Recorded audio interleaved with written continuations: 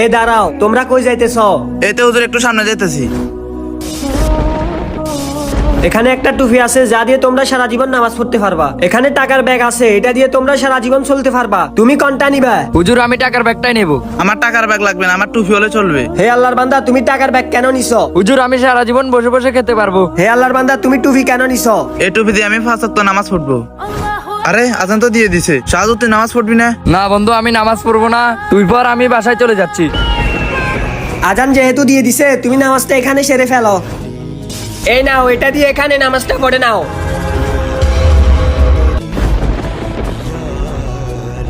যাক, এই টাকা দিয়ে আমি সারা জীবন বসে বসে খেতে পারবো।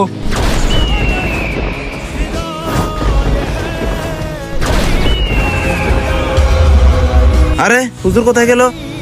আর এই টাকার ব্যাগ এখানে কেন? হুজুর মনে হয় খুশি হয়ে আমাকে এই টাকার ব্যাগটা দান করছে।